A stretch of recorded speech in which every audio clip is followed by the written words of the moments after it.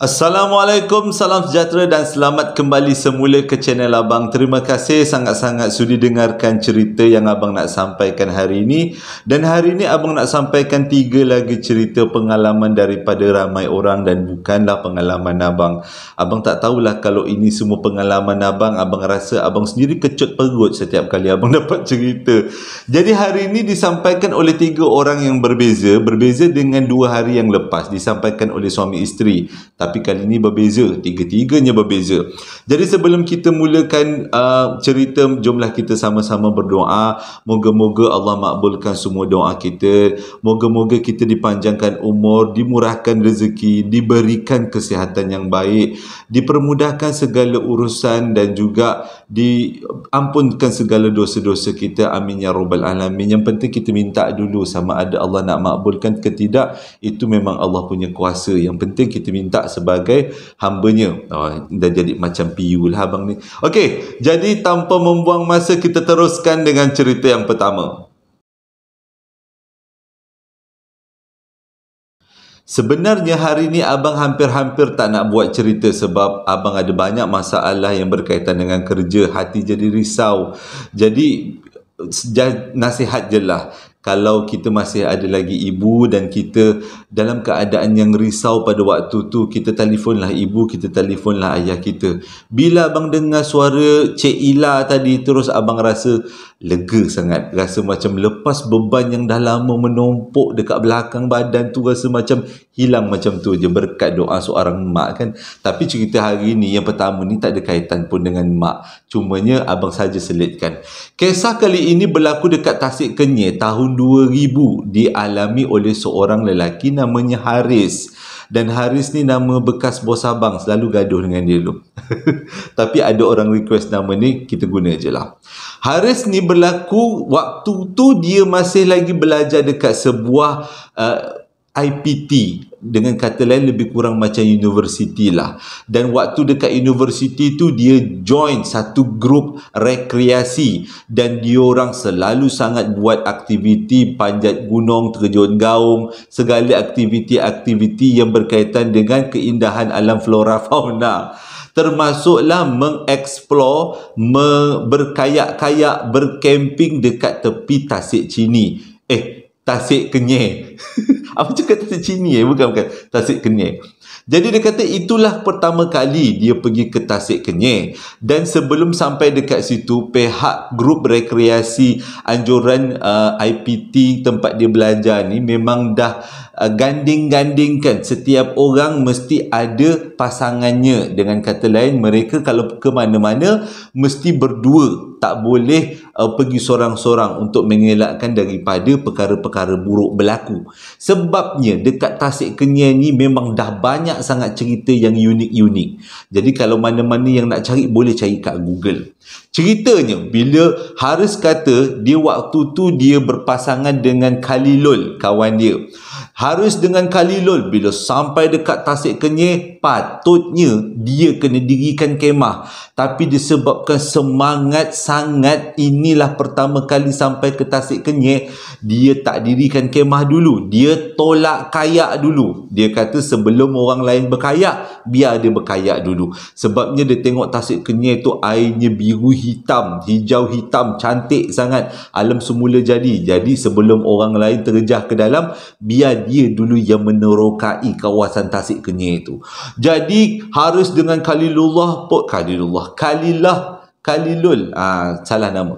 Haris dengan Khalilul pun terus tolak kayak masuk dekat dalam tasik. Berdayunglah diorang berdua. Sambil berdayung, sambil menyanyi, kata Haris. Berdendang-dendang. Mula-mula tak berani pergi ke tengah, pergilah keliling-keliling tasik. Yelah, pertama kali sampai, takut juga kalau terus-terus ke tengah tasik, takut ada benda lain yang berlaku. Jadi dia keliling-keliling tasik tu. Katanya dekat sekeliling tasik tu memang banyak pokok-pokok yang rendang. Jadi kawasannya agak redup. Jadi lepas habis keliling-keliling tasik tu, dia pun mulalah berani ke tengah, berdayung ke tengah. Bila berdayung ke tengah tu, dia kata seronok sangatlah. Tiba-tiba dia rasa keadaan sekeliling sunyi sangat. Jadi Haris tanya dengan Khalilul, kau rasa Tak pelik ke suasana sekarang macam sunyi lain macam? Atau kali Lord kata, jomlah kita balik ke camping, ke camp, maksudnya ke grup kawan-kawan kita. Bila tengok jam, rupanya dia dah berkayuh selama 2 jam. Dia tak perasan. Sampai-sampai tu terus berkayuh, menganjur daripada ke tepi sampai ke tengah, 2 jam sebenarnya. Jadi disebabkan dah lama sangat dekat kawasan tasik tu, jadi dia orang berdua ni pun mulalah berkayuh nak ke tepi tebing tempat kawan-kawan dia berkemping.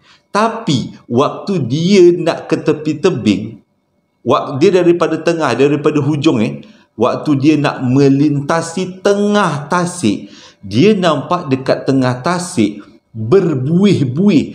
Mula-mula sikit, lepas tu banyak-banyak. Dia kata gelembung-gelembung. Air tu macam berkocak-kocak, seperti ada buih yang banyak. Waktu tu dia dah cuak. Kali Lut tegurlah, agak-agak tu ikan ke bukan, kata Haris, aku tak tahu, jomlah kita pergi jalan jauh sikit supaya dia tak bertembung dengan buih tu. Tapi yang jadi seramnya, kata Haris, waktu dia ambil jalan lain, buih yang ada dekat tengah-tengah tasik tu kejar dia orang. Makin laju dia orang berkayuh, makin laju juga buih tu kejar dia orang punya rakit. Sampan lebih kurang rakit. Jadi waktu tu dia kata dah naik berpeluh. Patutnya kalau berdayung kanan kiri, faham dia punya ritma tu kanan kiri. Tapi bila dah tengok buih tu menggelegak kejar dia orang, dah tak ingat kanan kiri, kanan kiri. Yang orang belakang pun sama, yang orang depan pun sama. Jadi keadaan rakit dia orang, rakit ke sampan, abang takut salah je ni. Nanti kalau salah betul kan Jadi diorang takut rakit diorang ni bergerak perlahan. Jadi dengan kata lain, disebabkan ritma dayungan tu tak cantik, diorang punya rakit tu perlahan. Jadi bila perlahan, benda tu lagi galak lah mengejar.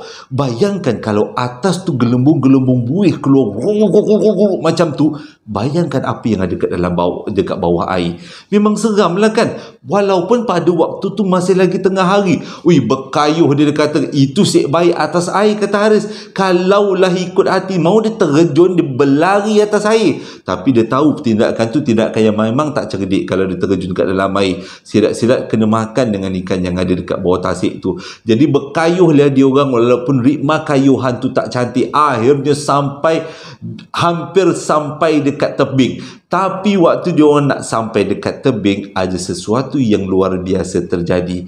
Buih-buih tadi berhenti depan rakit dia orang. Jadi Haris dengan Khalilul tak boleh nak buat macam mana.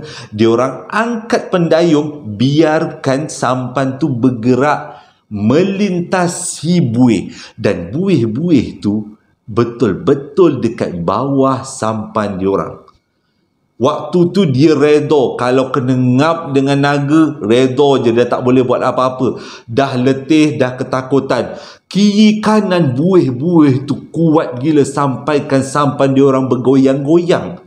Walaupun naik 2 orang, boleh kata berat juga. Jadi Haris kata dia tawakal pada Allah Ta'ala, dia selawat Nabi, baca apa yang patut. Tapi selang 5 minit buih-buih tu hilang. Bila buih-buih tu hilang, masing-masing faham, terus berdayung. Kali ni ritma dayungan diorang sama. Maksudnya seorang kanan, seorang kiri, seorang kanan. Dan akhirnya sampan diorang berjaya mendarat dekat tepi tebing.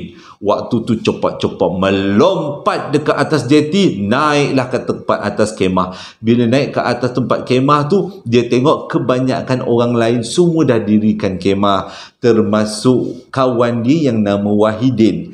Jadi waktu tu dia nampak Wahidin tengah bersiap-siap. Dia tanya, Haris tanya, nak pergi mana? Dia kata. Wahidin kata dia nak pergi memancing dekat tengah tasik Kenyir. Waktu tu Haris tu cakap, jangan pergi. Kenapa? Aku nampak macam ada buih-buih dekat tengah tasik, dia kata. Keadaannya yang macam menakutkan, kata. Tergelak si Wahidin. Kata, orang kalau dah tak tahu memancing macam tu lah. Buih pun diingatkan apa, jembalang ke apa.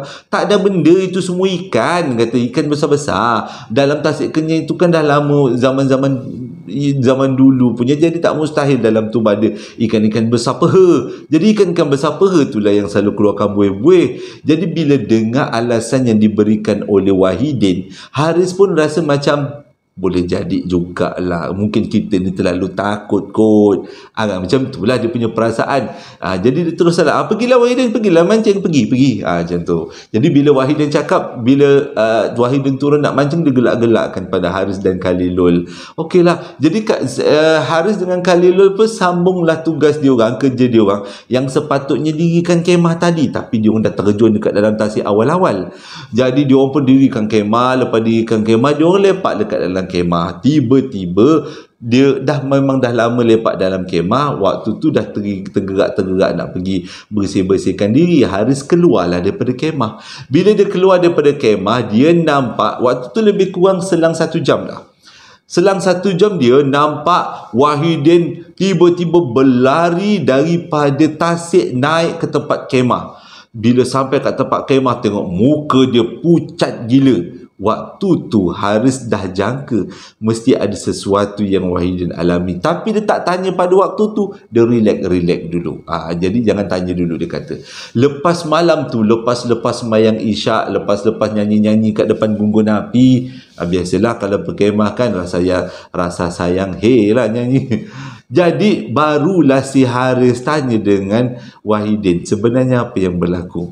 Cerita ni pasal abang ni sebenarnya penakut dengan air dalam-dalam ni. Abang takut sikit, tapi bila abang nak ceritakan ni, abang rasa seram. Wahidin cerita waktu dia turunkan sampan dan pergi ke tengah Tasik Kenyir. Sebenarnya ni dah banyak kali dia pergi Tasik Kenyir, jadi dia tak rasa takut pun dengan Tasik Kenyir. Dia dah banyak kali pergi memancing dengan keluarga, dengan kawan-kawan juga. Jadi bila dia pergi ke tengah Tasik Kenyir, dia pun turunkanlah pancing. Ni cerita dia. Bila dia dah turunkan pancing, tunggu lebih kurang 10 minit, tiba-tiba dia nampak ikan besar peha. Tangkap, Allah tu angkat, makan dia punya umpan. Jadi bila makan dia punya umpan, seronok gila. Layan pancing lah kan. Ikan tu ke kanan, dia ke kanan. Ikan tu ke kiri, dia ke kiri. Ikan tu menjauh, dia pun lepaskan pancing. Maksudnya lepaskan tali pancing. Lepas tu dia tarik, melawan-lawan lah. Waktu dia tengah asyik melawan-lawan ikan tu, tiba-tiba dia nampak dekat betul-betul dalam air 2 mentol lampu yang sebesar buah kelapa. 2 mentol lampu yang bercahaya dalam air yang sebesar buah kelapa. Buah kelapa. Abang nak cakap kepala. Buah kelapa. Jadi dia nampak benda tu besar buah kelapa jauh ke dalam air. Dan waktu tu kata Wahidin, dia tengok, dia dah tak hirau dah ikan tu nak tergolek ke apa yang melawan tadi tu. Dia tengok dekat dalam air tu, dia nak pastikan ini makhluk ataupun apa tu. Jadi dia biar dia tengok. Lama kelamaan 2 mentol kuning tadi makin lama makin membesar, seolah-olah dia nak naik ke permukaan. Bila dah sangat dekat, lebih kurang berapa meter lah daripada dia, baru dia nampak itu bukan mentol lampu, itu adalah mata sesuatu. Jadi waktu tu dia hempaskan pancing dia ke dalam tasik. Dia pun patah balik, pegang pendayung, berdayunglah dia macam peserta Olimpik lah lajunya, sampailah dia naik ke tebing. Itulah yang dia ceritakan Wahidin. Sebenarnya dia sendiri tak tahu itu apa, tapi waktu dia bercerita tu adalah juga kawan-kawan sampuk. Rupanya dekat Tasik Kenyir tu macam-macam cerita dengar, termasuk Suluh Bidur ke Suluh Bidar ke, lebih kurang maksudnya makhluk lah tu, sejenis makhluk. Ada orang kata dalam tu ada naga Tasik Kenyir. Ada juga orang kata dalam tu ada ikan besar. Tapi apa yang Wahidin nampak adalah 2 biji mata warna kuning yang berkelip bercahaya. Sampai sekarang kata Haris, dia takut nak pergi Tasik Kenyir. Dan sekarang Haris dah tak duduk kat Malaysia. Dia bagi cerita kepada abang melalui email. Dia duduk dekat Dubai, kerja kat sana jadi engineer. Okey, terima kasih sangat-sangat Haris sudi kongsikan pengalaman, walaupun bukan hantu, tapi perasaan seram dengan makhluk dah bawah air tu. Hati-hatilah kalau pergi Tasik Kenyir. Tak payahlah pergi mancing-mancing tengah-tengah. Kalau nak mancing pun mancing tepi je. Takut-takut benda yang tadi ingin ni berlaku. Cerita yang kedua ni disampaikan oleh seorang lelaki namanya Faiz, berlaku di Batu Lapan, Sarawak tahun 1989. Pada waktu tu Faiz cakap dia baru ikut bapa dia berpindah ke kem askar di Batu Lapan. Cumanya abang pun tak tahu Batu Lapan tu besar mana, tapi dia kata ada kem askar dekat situ. Jadi dia ni pindah daripada Semenanjung. Faiz ikut ayah dia dan mak dia berpindah. Jadi bila sampai dekat Batu Lapan tu, dia diberikan, mereka sekeluarga diberikan satu rumah flat. Jadi rumah tu agak luas juga untuk mereka, untuk dia sekeluarga tinggal. Jadi dia kata waktu bila sampai dekat situ, diorang ni banyak sangat barang-barang yang diorang bawa daripada Semenanjung, termasuklah kotak-kotak yang berisi langsir. Dengan kata lain, rumah diorang, rumah flat pada waktu tu, flat askar, rumah dia gunakan cermin load segalanya. Maksudnya dengan kata lain, memang tak payah tapis-tapis. Orang luar boleh tengok orang dalam. Baik siang, baik malam. Orang dalam boleh tengok orang luar. Dan nak jadi cerita, belakang rumah diorang, rumah Faiz sekeluarga ni, ada taman permainan. Jadi pada awal-awal pindah tu, dia tak adalah pasang langsir siap-siap. Sebab kalau nak pasang langsir, perlukan proses kan, letak kawat, letak apa, gantung-gantung. Jadi mak bapak dia kata tak payahlah pakai langsir, kita biar boleng macam ni lah, togel nampak daripada luar, luar nampak dalam. Kita boleh tahu siapa yang datang, dia kata. Senang cerita. Kalau malam-malam yang datang bukan manusia, boleh nampak juga. Dan itulah ceritanya. Jadi Faiz cakap waktu tu, dia kata lupa abang nak tanya dia umur berapa waktu tu, tapi kalau tengok daripada cerita, dia masih sekolah rendah rasanya. Jadi dia kata sejak daripada dia pindah, memang belum ada pasang langsir pada waktu tu. Tiap-tiap malam dia dengar bunyi buaian dekat belakang rumah dia berbunyi-bunyi. Jadi buaian ni kalau dia tiup angin, dia ada bunyi, dia bunyi besi. Macam tu lah. Jadi pada mula-mula tu dia macam tak hirau sangat. Dia ingat benda tu macam satu benda yang biasa. Jadi dia tanyalah dengan mak dia, mak dengar tak bunyi tu tiap-tiap malam? Mak dia bagi jawapan tepat dan tepat, iaitu angin, kata. Itu angin tiup aja pada buaian itu pun nak takut. Jadi dia cakap dengan mak dia, takutlah mak pasanglah langsir, nampak sangat, nampak tembus luar kot, nanti kalau ada apa-apa yang datang bukan tak keseram. Jadi mak dia kata, alah janganlah takut, tak ada benda lah, kita kan dalam kem tentera, jadi kita ni dikawal. Dengan kata lain, perompak nak masuk pun memang takkan boleh punya. Memang dikawal ketat di sekitar tu. Jadi bila dengar alasan macam tu, Faiz pun tak boleh nak melawan. Biarkan aja lah, nak buat macam mana. Cumanya dia kata tiap-tiap malam dia dengar bunyi buaian bergerak. Dan tiba-tiba pada suatu hari dia balik daripada sekolah, dia tengok keseluruhan rumah dia, mak dia dah pasang langsir. Dia pelik juga. Dia tanya dengan mak dia, mak kenapa tiba-tiba Raja nak pasang langsir? Hari tu kata tak payah pasang langsir. Mak dia senyum-senyum cakap, seram pula bunyi buaian, mak kata.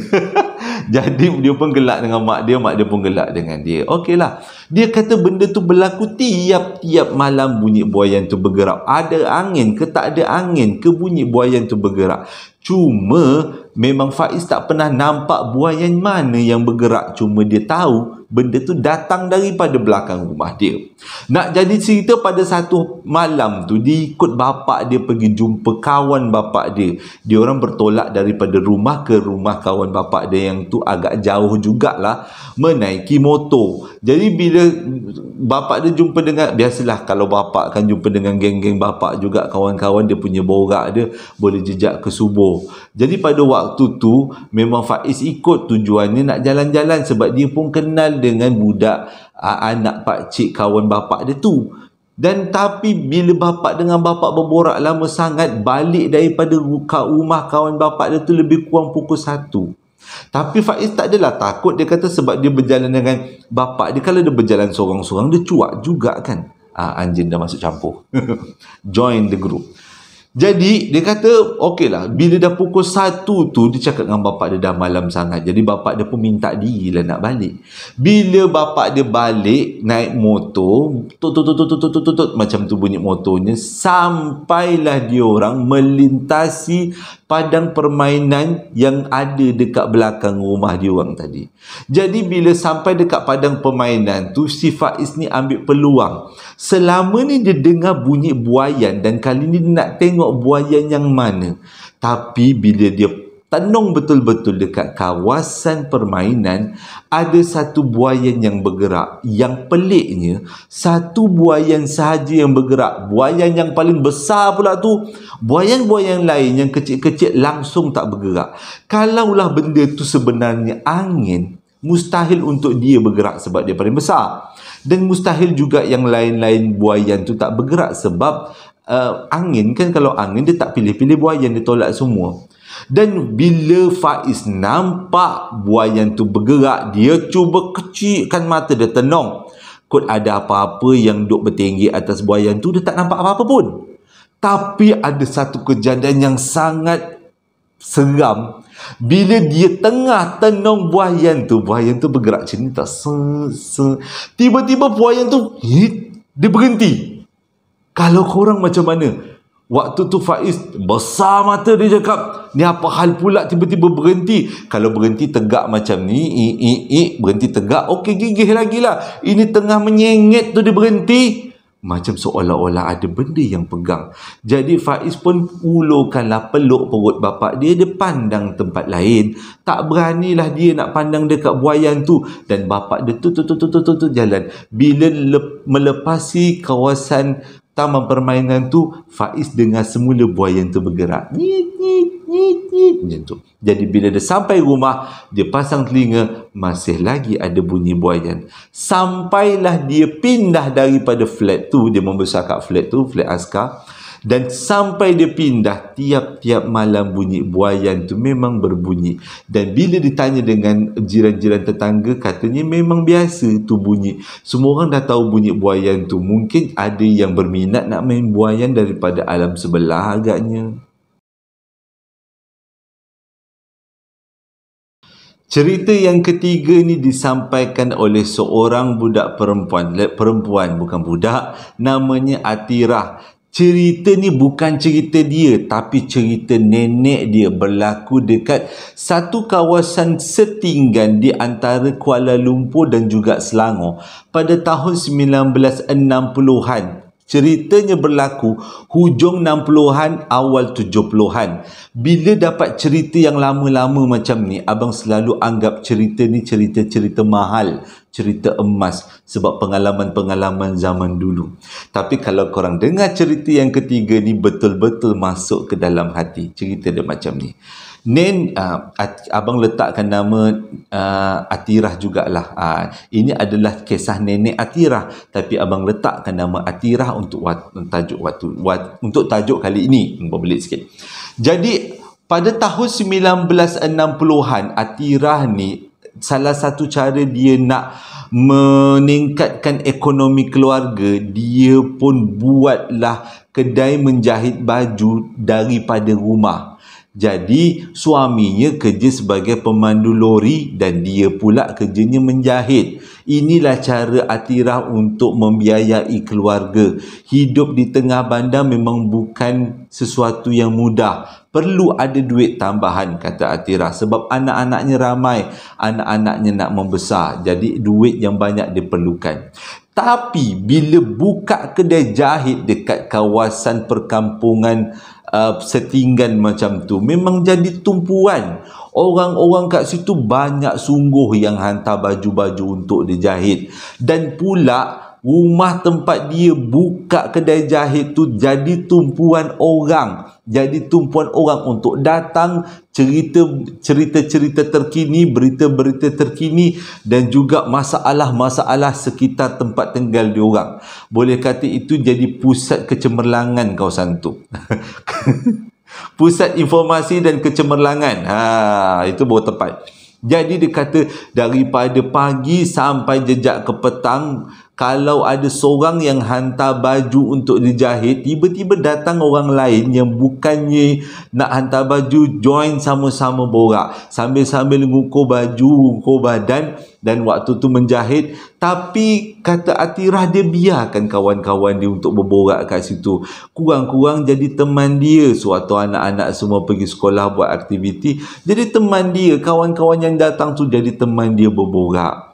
Tapi dalam banyak-banyak cerita, ada satu cerita yang memang sangat syahdu, iaitu mengikut kata kawan-kawan dia, di hujung, di pinggir kawasan setinggan tu ada satu rumah ditinggali oleh seorang perempuan. Namanya tak tahu sebab dia jarang keluar rumah, dan katanya suaminya kaki pukul. Boleh kata jiran-jiran kata selalulah dengar bininya kena pukul, kena hordik, kena maki. Anak pula tak ramai. Anaklah pula meramai. Lepas tu suami pula tak kerja, taunya mukul je bini. Kesian, pada waktu tu mana ada lagi jabatan persatuan wanita yang membela wanita pada waktu tu, belum lagi kan, baru-baru habis merdeka kan waktu tu. Jadi jiran-jiran pun berceritalah betapa kesiannya perempuan tu, hari-hari kena pukul, hari-hari kena herdik, kena maki, dan ekonomi keluarga tu memang sangat-sangat daif. Dan jiran-jiran juga selalu hantar-hantar makanan, hantar-hantar bantuan pada perempuan ni sebab kesian sangat hidupnya. Okey. Jadi bila Atirah dengar macam tu, dia pun masuk telinga kiri, keluar telinga kanan, sebab dia tak tahu sangat tentang bila rumah jiran yang dah terlalu jauh, yang tak bergaul dengan orang, sebab aktiviti dia sehari-hari menjahit baju. Memang tak sempat lah kalau dia nak pergi berborak sana, berborak sini. Jadi kawan-kawan dia yang datang bawa cerita ke rumah dia. Nak jadi cerita, pada satu hari tiba-tiba rumah Atirah tengah-tengah pagi ni, pukul 8 pagi waktu tu, rumah dia kena ketuk. Bila rumah dia kena ketuk, pintu dia kena ketuk, waktu tu kedai tak buka lagi. Kedai jahit dia buka pukul 9. Jadi dia kata, siapa pula yang ketuk pagi-pagi ni? Dia pun buka lah pintu. Dekat depan dia ada seorang perempuan yang bajunya agak lusuh. Lepas tu keadaannya sangat sedih dan daif, dia kata. Jadi dia tanyalah, okay, boleh saya bantu? Lepas tu perempuan pun tunjukkanlah kain. Dia kata, ini kain, boleh tak nak jahit kain ni untuk baju-baju anak dia? Jadi kata Atirah, boleh, tak ada masalah. Mana anak-anaknya dia nak ambil ukuran? Tapi dia cakap, anak-anak saya lebih kurang anak-anak puan yang ada dekat dalam rumah tu. Waktu tu dengan kata lain, anak-anak Atirah ada dekat dalam rumah, tengah tergolek-tergolek tidur. Jadi dia tengok, oh sama saiz agaknya. Jadi Atirah tanya nak buat berapa helai. Dia cakap nak buat 6 helai semuanya, saiznya berbeza-beza. Dia tak boleh nak bawa anak-anak dia ke sini sebab anak-anak dia tinggal jauh daripada sini, di hujung rumah. Jadi bila disebut lokasi rumah tu, barulah si Atirah ni tahu perempuan inilah yang dimaksudkan oleh jiran-jiran yang datang bercerita hari tu. Jadi waktu Atirah borak-borak dengan perempuan tu, dia tanyalah beberapa soalan dan dia sempat belik tangan. Memang ada kesan luka, ada macam kesan lebam, tapi dia tak tanya-tanyalah.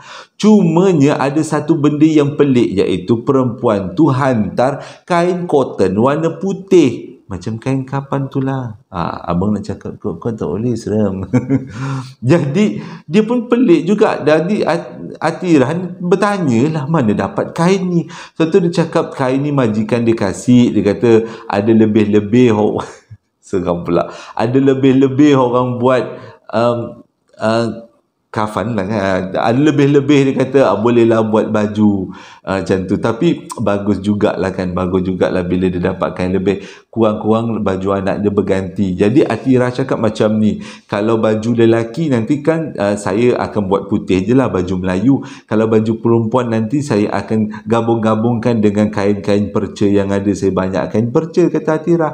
Okeylah, lagi bila dengar macam tu, dapat layanan baik macam tu, perempuan tu menangis-nangis. Atirah makin pelik, kenapa pula dia menangis? Teruk nak aku cakap. Jadi dia kata dia akan datang balik dalam masa 3 minggu daripada sekarang, dia kata. Okeylah, tak ada masalah. Dia 3 minggu lagi cukuplah masuk untuk Atirah menjahit dan siapkan jahitan dia. Okey, dipendekkan cerita. Lebih kurang minggu kedua macam tu. Minggu kedua selepas perempuan tu datang, habis heboh cerita perempuan tu meninggal. Tapi punca kematian tak dapat dipastikan apa penyebabnya. Tapi apa yang Atirah dapat daripada jiran-jiran, memang perempuan tu meninggal dalam keadaan yang sangat kesian lah. Mungkin ada sakit ke, meninggal dalam tidur ke, tapi meninggal lah, kata Atirah pada waktu tu. Jadi dia pun pergilah melawat. Memang betul lah perempuan tu meninggal, sian anak-anaknya ramai. Tapi pada waktu tu Atirah ada satu azam. Dia nak siapkan jahitan dan dia nak bagi baju-baju tu pada anak arwah. Dan nak cakap dekat anak arwah, ini adalah kenangan arwah yang terakhir. Sian kan, sedih mendengar kasih seorang ibu kan. Jadi dah macam tu, Atirah pun baliklah rumah. Dia siapkanlah dia punya jahitan. Lepas tu dia dah siapkan semua jahitan. Memang tepat-tepat minggu ketiga selepas perempuan tu datang, jahitan baju anak-anak perempuan tu semua siap, dapat disiapkan. Okeylah, jadi Atirah letaklah dekat satu sudut dalam kertas surat khabar, dibalut dengan surat khabar. Zaman-zaman dulu memang tak ada plastik agaknya, jadi dia balut dalam surat khabar. Jadi okeylah, tak ada pun, malam pun berlalu macam biasa. Tiba-tiba, ni nak jadi cerita, tengah malam, waktu tu dia kata malam Jumaat. Malam Jumaat, tengah malam, lebih kurang pukul 11, pukul 10 macam tu. Tak belalah tengah sangat, tepi sikit lah, tepi malam sikit. Jadi tiba-tiba rumah dia kena ketuk. Jadi suami dia, memang kalau rumah kena ketuk tengah malam, Atirah tak akan buka, takut-takut perompak. Jadi suami dia lah yang bangun bangkit daripada tempat tidur. Suami dia pun buka lah pintu. Rupanya dia kata, dia tanya dengan suami dia, ada apa bang? Dia kata, ni ada orang nak ambil tempahan baju, dia kata. Dia kata, yang mana? Tu Atirah tanya lah, yang mana bang yang dia ambil? Lepas tu suami dia cakap, awak ingat ke semua baju? Dia kata, kita jiran-jiran ingat semuanya, dia kata. Atirah balas macam tu. Lepas tu suami dia jawab sesuatu yang luar jangkaan. Jiran ni kata nak ambil baju, dia hantar baju jahitan untuk anak-anak dia yang 5 orang tu. Alah, dia kata yang kain cotton putih tu. Waktu tu Atirah sebenarnya tengah baring, terus berdiri tegak. Dah siapa pula? Kan dah meninggal ke saudara mara dia kata. Tu anak-anak dia. Lepas tu Atirah tanya, yang ambil tu siapa bang? Dia kata. Lepas tu suami dia jawab sekali lagi, ini si emak ni yang ambil ni, dia datang ni, mehlah ke depan ni. Waktu tu Atirah dalam bilik jadi macam ayam, tak tahu nak ke depan ke tidak, nak ke depan ke tidak. Kalau aku ke depan nampak benda-benda yang bukan-bukan, Allahu Akbar, ni macam mana ni. Tapi waktu macam mana itulah yang suami dia pun masuk dalam bilik. Awak ni, dia kata, ni customer, pelanggan datang, layanlah. Waktu tu dia tak sempat cerita dengan suami dia. Suami dia terus tarik tangan dia dan bawa dia ke depan. Pada waktu tu dia takut sangat, apa pula yang aku nampak tu. Dan pintu depan tu tak terlalu terbuka, dia macam terbuka tapi sikit je lah, jadi tak adalah terbuka habis. Waktu tu Atirah meruntuh, tak nak ke depan. Jadi suami dia kata, mehlah depan ni ada jiran ni nak ambil baju kain cotton putih, kata. Jadi Atirah tarik, last terpaksa juga ke depan. Bila suami dia buka pintu, dia tak nampak apa-apa, hitam malam. Jadi Atirah tanya, mana orangnya? Suami dia kata, tadi ada kat sini. Lepas tu dia tanya dengan suami dia, macam mana perempuan tu? Lepas tu suami cakap, perempuan tu begini badannya, begini tingginya, kulitnya macam ni. Jadi betul dengan apa yang suami dia cakap, yang datang tu adalah almarhum. Mungkin dia betul-betul tunaikan janji untuk ambil baju yang ditempah untuk anak-anak dia. Jadi Atirah cepat-cepat tutup pintu, dia tarik suami dia masuk dalam bilik balik. Lepas tu dia cerita, abang tahu tak, sebenarnya siapa dia. Lepas tu Atirah cerita mula sampai habis. Gelak suami dia. Awak ni main-main ke apa? Mana ada orang dah meninggal tiba-tiba datang ambil tempahan baju pula tu. Kata, iya bang. Jadi cerita tu habis malam tu. Hanya yang nampak suami dia. Atirah tak nampak. Dan baju tu tak ada. Baju yang dia letak dekat dalam bungkusan kertas tu, kertasnya ada, bajunya tak ada. Pelik kan? Okeylah, tak apalah.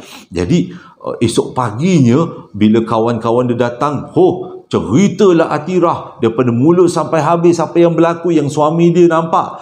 Jadi memang kecoh waktu tu. Jadi Atirah pun cari-carilah baju yang dikatakan hilang malam tadi. Tak hilang. Baju tu yang diletakkan dalam kertas tu cuma beralih tempat. Dia kata mula-mula dia letak tepi meja, tepi pintu, tapi benda tu beralih ke kawasan lain yang tak jauh daripada situ. Mustahil anak-anak dia alihkan, sebab anak dia tahu anak-anak dia takkan usik barang-barang jualan dia, sebab itu adalah barang-barang pelanggan. Jadi dia pun cerita kat kawan-kawan ni, datang barang aku letak sini, tiba-tiba alih ke sini. Jadi kawan-kawan dia bagi nasihat, mungkin almarhum memang nak bagi baju-baju tu pada anak dia. Jadi petang tu Atirah bawa baju yang dia dah siapkan tu pergi jumpa keluarga almarhum, dan Atirah bagi baju tu pada keluarga almarhum tu. Jadi diorang pun terimalah seadanya, tak payah bayar ke atas Atirah. Cuma sampai sekarang cuma dia kata sampai ke akhir hayat dia terteka-teka siapakah yang suami dia nampak. Jadi cerita ni adalah kisah benar. Jadi siapa-siapa yang tahu tentang kisah ni bolehlah komen-komen kat bawah. Dan Atirah pun bersama dengan kawan-kawan dia terangkan kepada suami Atirah yang kemunculan almarhum ni untuk ambil baju anak-anak dia.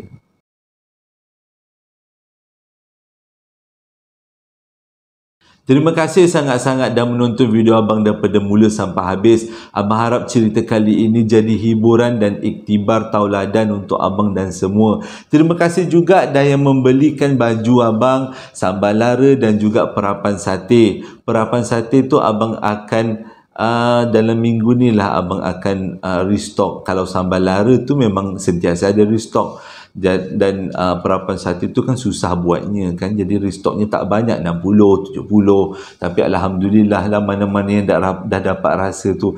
Terima kasih sekali lagi dah menonton video abang daripada mula sampai habis. Hingga berjumpa lagi dalam posting yang akan datang. Assalamualaikum warahmatullahi wabarakatuh.